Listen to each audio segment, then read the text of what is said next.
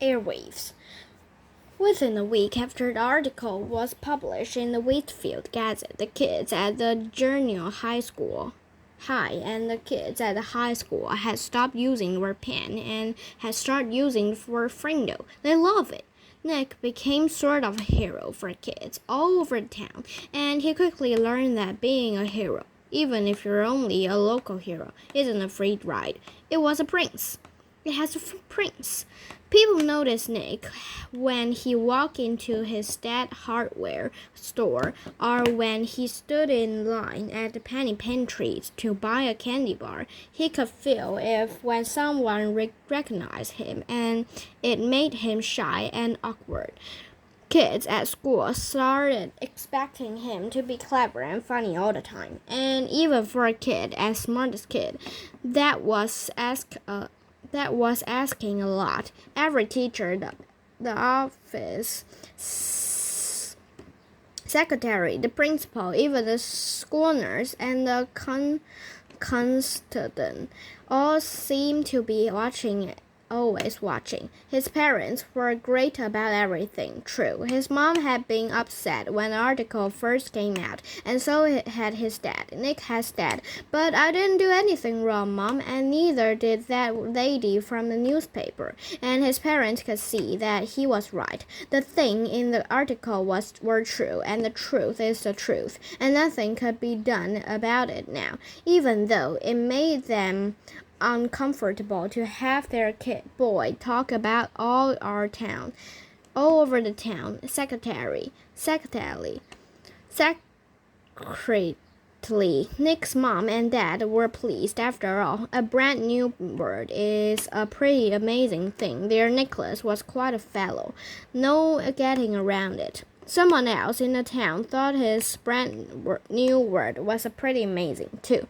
Bob Lawrence had lived all his life in the waste field, and when he was only 90 years old, he had saved enough money to make an investment. He looked around for a good idea and then bought the first Dairy Queen in the state. After a few years, he bought a McDonald's restaurant.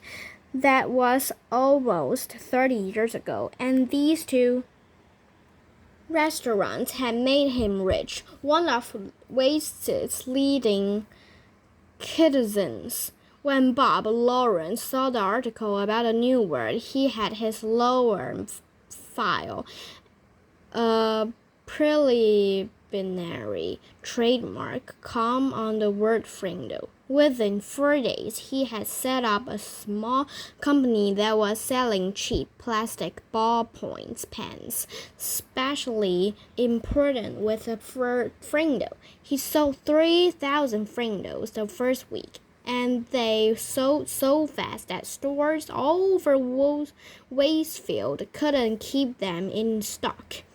Then, just as quickly, kids stopped asking for Frindles. The sales slowed down, and Bob Lawrence started thinking about other projects.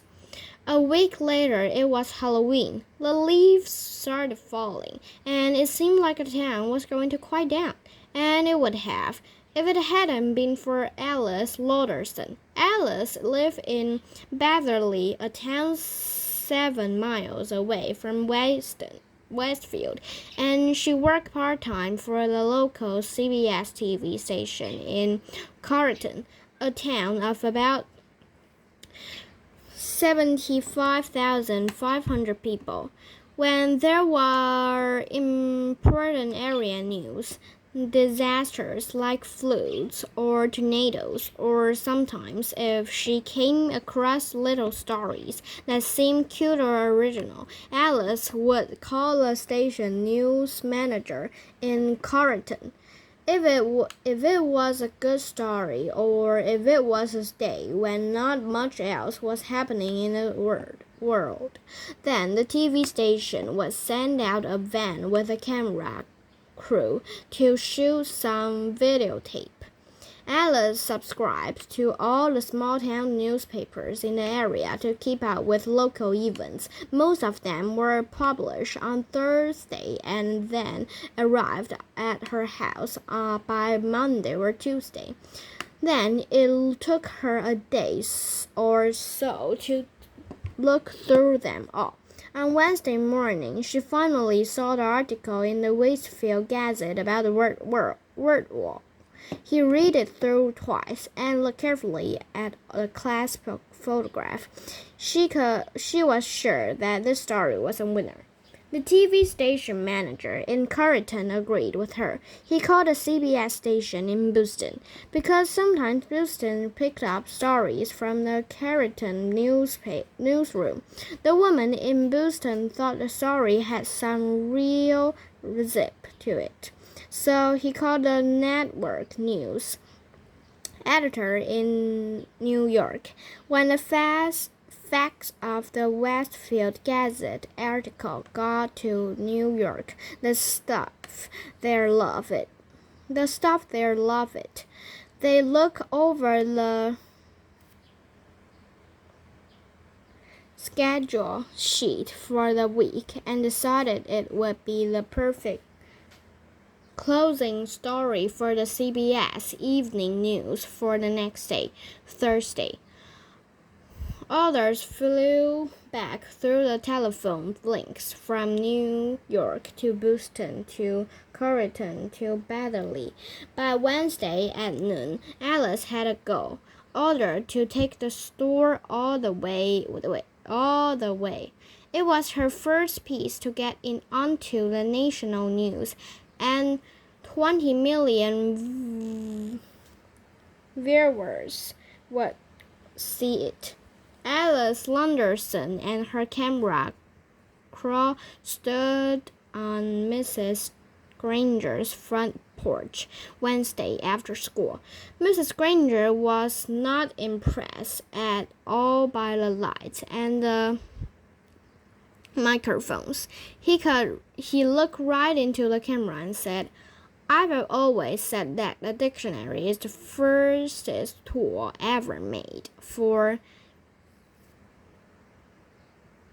educating young minds, and I still say that. Children need to understand that there are rules about words and language, and that those rules had a history that makes sense, and to pretend that a perfectly good English word can be replaced by a silly made-up word just for the fun of it. Well, it's not something I was ready to stand by and watch without a fight." "And have you lost that fight, Mrs. Granger?" asked the reporter. Mrs. Granger turned her eyes up to nearly full power as she looked into the camera, and with a pale smile he said, "It's not over yet. When Alice and the crew showed up at Nick's house, Alice's family was ready for them. Mom and Dad sat on the couch with Nick between them. Nick squinted into the lights. His mom had worked out with Nick what he could say and what he couldn't say.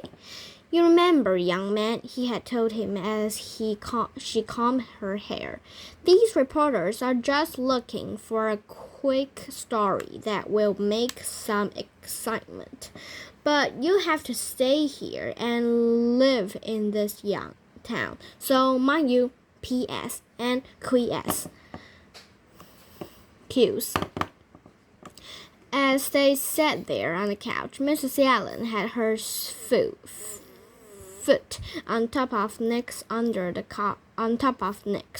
coffee table, and if she pushed down, it meant that the reporter had just asked a question that she was going to answer for him. Mrs. Allen did not trust the reporters. "So tell me, Nick, why do you make up this new word, Frindle?" asked Alice Lunderson. Nick gulped and said, "Well, my teacher, Mrs. Granger, said that all the words in the dictionary were made up by people, and that they mean what they mean because we say they do. So I thought it would be fun to just make up a new word and see if that was true."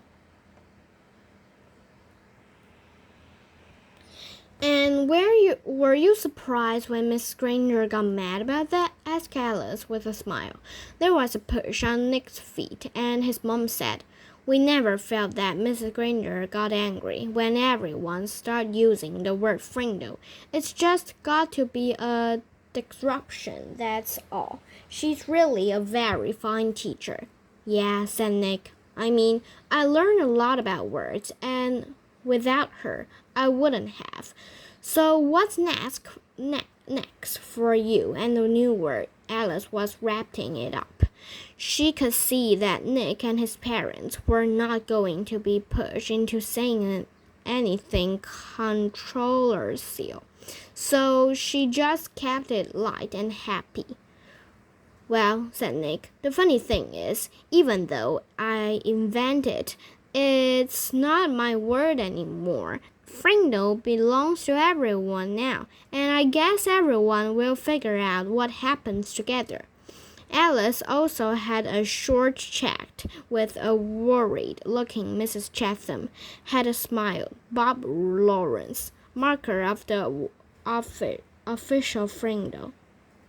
Then she shut her open bit and her closing bit, and the camera crew drove back to the Carlton to avid all the pieces and put them together into a 2-minute news story. The next night, when all the serious news about words and oil-priests and word food supplies had been talked about on the CBS Evening News, and Troyman looked into the camera and smiled. She said, It is believed by many that the word quiz was made up in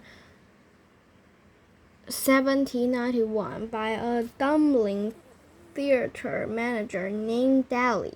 He had bet someone that he could invent a brand new word in the English language, and he checked up the letters Q-U-I-Z onto every wall and built it down. The next morning, there it was. Within a week, people all over Ireland were wondering what it could mean, and a new word had been created, quiz. It's the only word in English that was invented by one person for no particular reason. That is until now. Now, there is a word Frindle, and there is Alice Lernerson in Wastefield, New Hampshire, with a story. Alice came on the screen with a short introduction. Then, right there on TV, Mrs. Granger and Nick and Bob Lower and Nick's mom were talking to 20 million people about Frindles.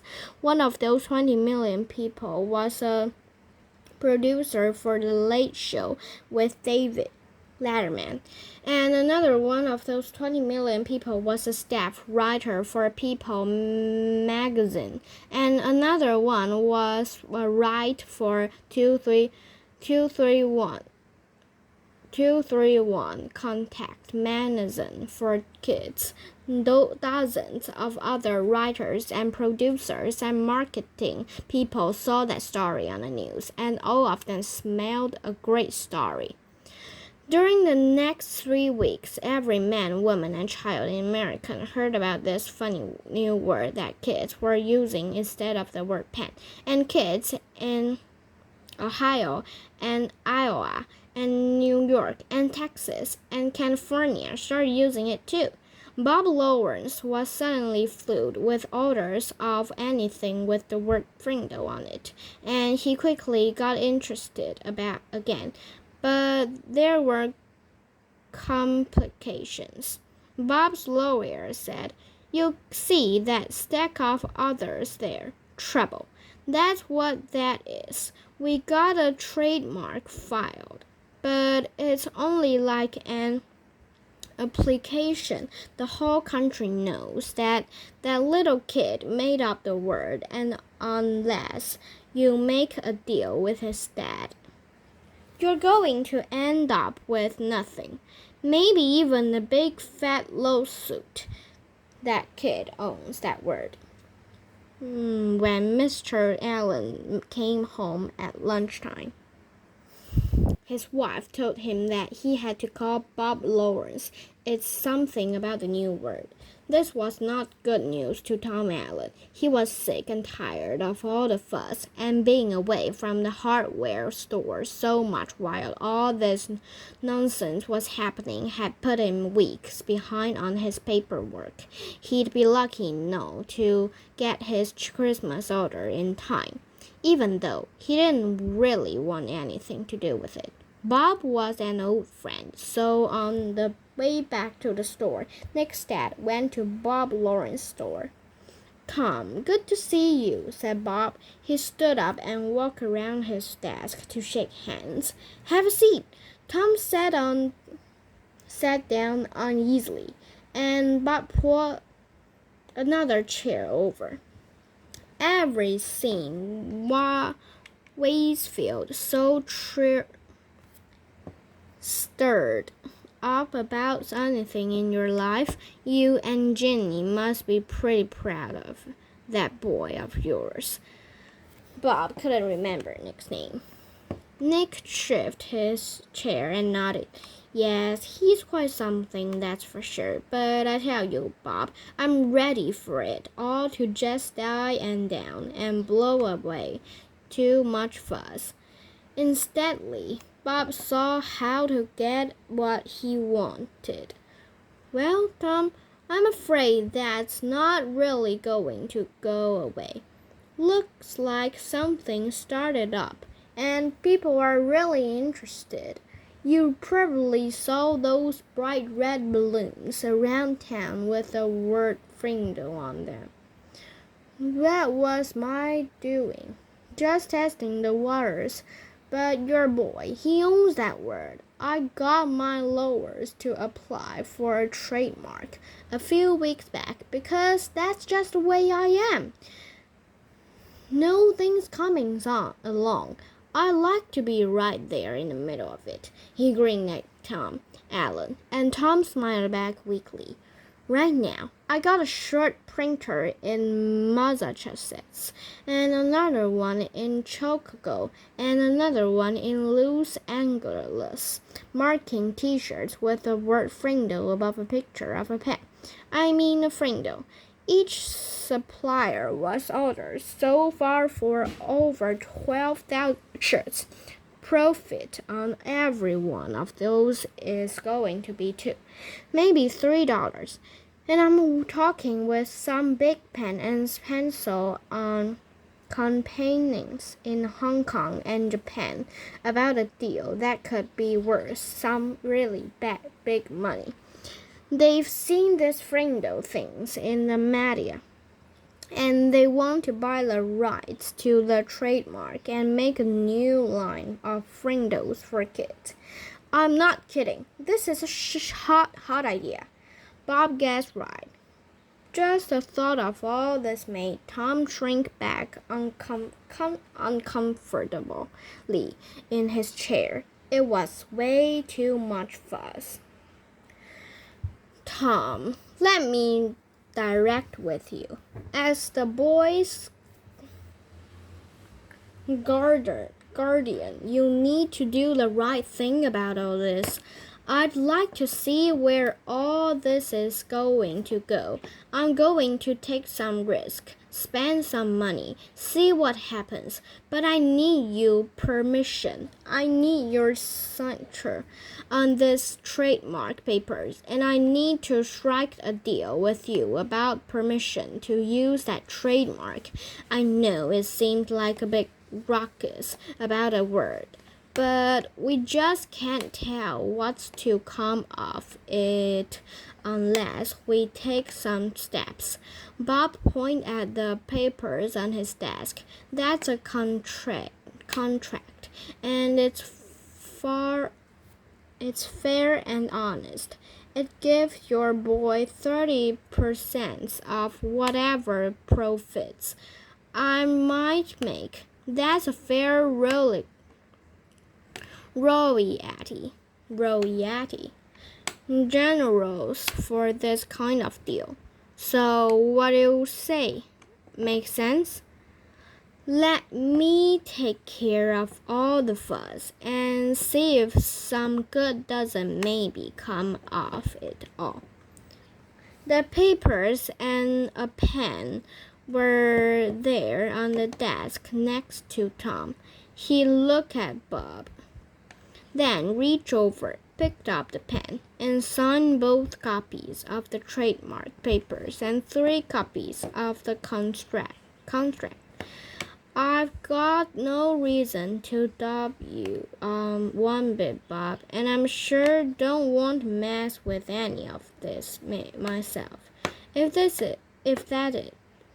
that it, he asked, standing up. Not quite, Tom. Here.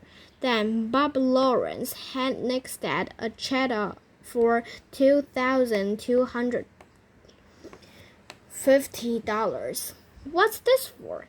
That's what I owe Nick for a sales of Frindles from the first 3 weeks, explaining Bob with a smile. Tom looked at the check and said, This is terrific, Bob, and I'm really glad about it because it'll sure help with Nick's college.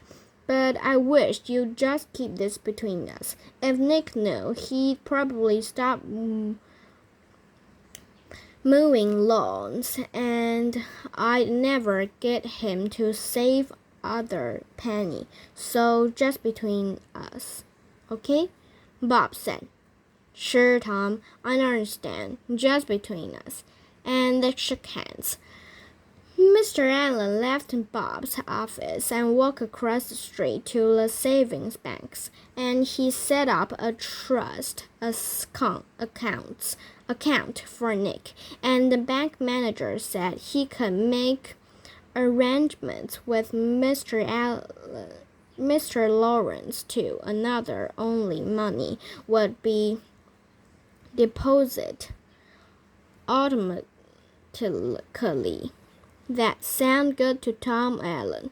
If he never heard another word about it, that would be fine. As Nick's dad walked slowly back to the hardware store, he wondered if things were ever going to be the same again in his quiet little town.